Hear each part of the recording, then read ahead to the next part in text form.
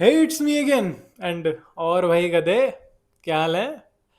मैं तुझे बोल रहा हूँ, मैं खुद को ही बोल रहा हूँ क्योंकि मैं कैमरा में अपनी रिफ्लेक्शन देख पा रहा हूँ। एंड वाई मैं ऐसा क्यों बोल रहा हूँ? क्योंकि अभी ताज़ा ताज़ा एक खुलासा हुआ है आनंद मनी सर के द्वारा। मेरे को तो जितना पता है, मैंने आनंद मनी सर की ही वो वीडियो देखी थी। एंड एक नई चीज़ सामने आई है पिछली बार की नीट 2024 की, जिसमें हमारा पेपर लीक हो गया था।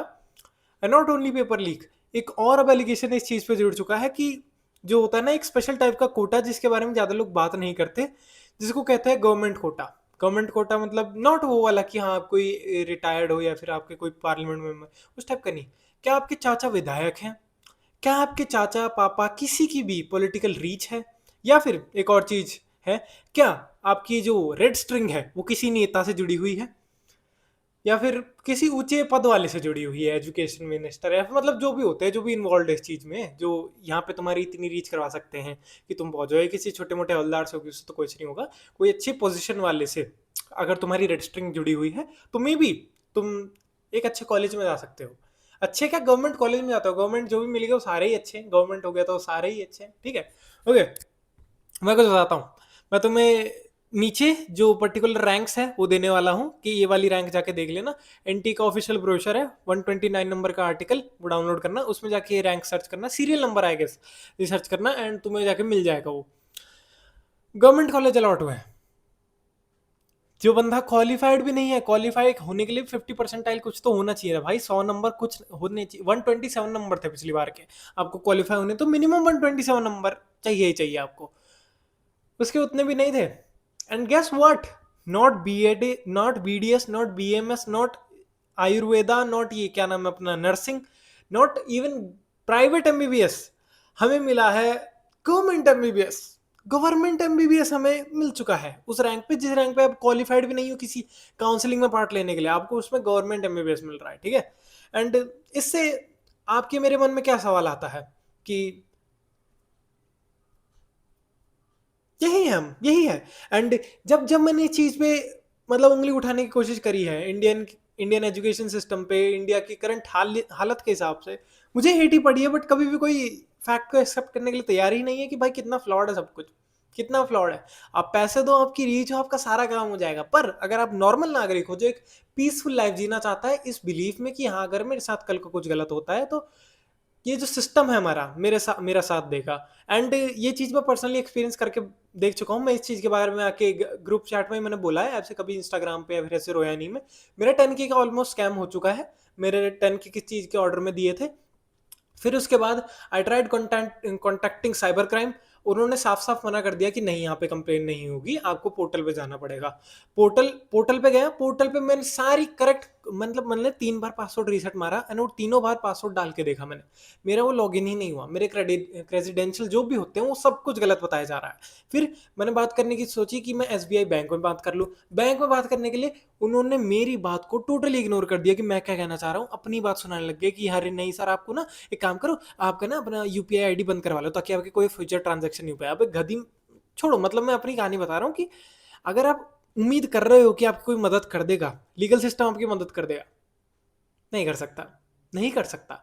मैंने कोशिश करके देख ली ना, क्योंकि जब आपकी साइट ही लॉगिन नहीं हो सकती सारे सही रेजिडेंशियल के साथ।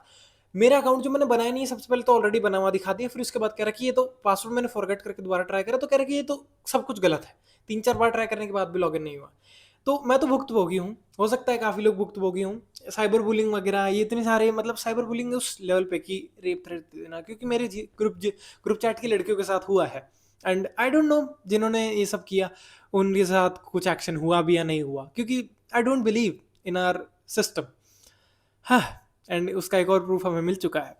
जिस रैंक पे, जिस मार्क्स पे कितने भाई, जब वो बंदा क्वालिफाइड भी नहीं है उसने कितने क्वेश्चन का अटेम्प्ट किया होगा?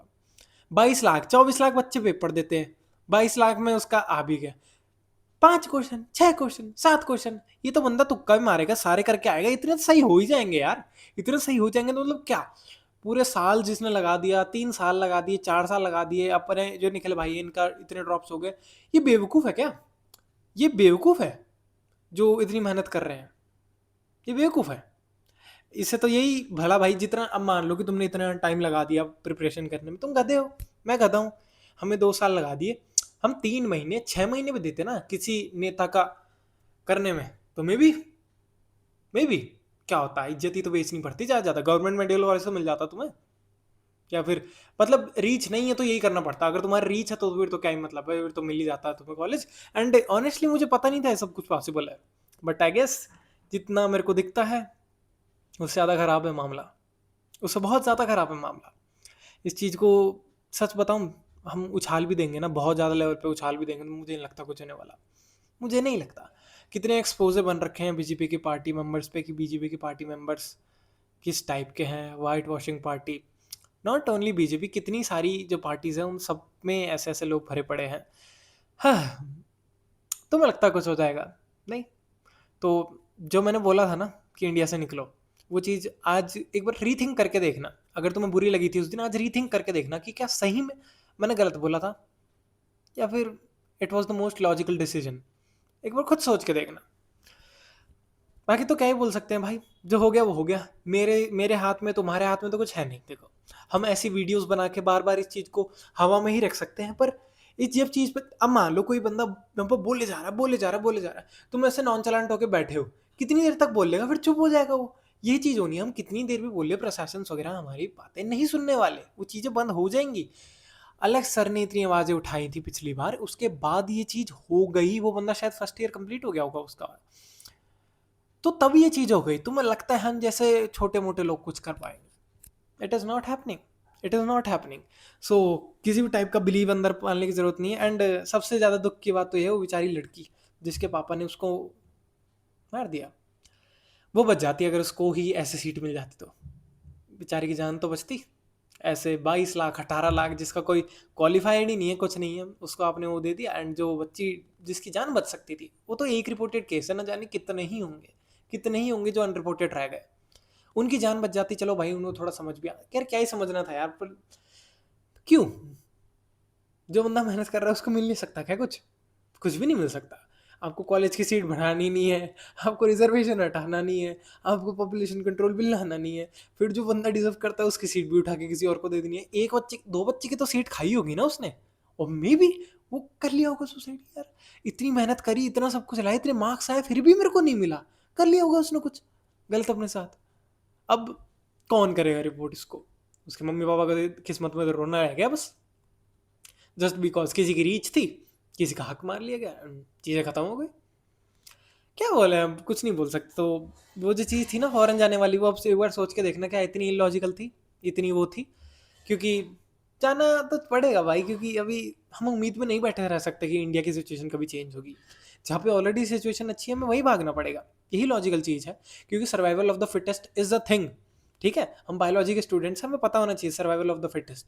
जो जितनी जल्दी अपने हिसाब से ढाल लेगा एनवायरमेंट के हिसाब से, वही बच पाएगा अपने साथ। तो हाँ, कुछ ऐसी बात है। बस जाते जाते एक और चीज़ बताऊंगा, अगर तुम भी इंटरेस्टेड हो कुछ ऐसा अच्छी चीज़ करने में, अपने आप को ग्रो करने में, तो एक कम्युनिटी बना रहा हूँ मैं। एंड अभी क्लासेस वगैरह शुरू हो चुकी हैं, एक मिनिमल फीस पे मैं कोचिंग वगैरह दे रहा हूँ प्राइवेट की, थोड़ी सी टिप्स वगैरह दे रहा हूँ इन्फ्लुएंसिंग करने की। तो अगर तुम्हें ज्वाइन करनी है तो तुम डिस्कॉर्ड ज्वाइन कर सकते हो, and you can DM me. बाकी यही सब चीज़ें कहनी थी।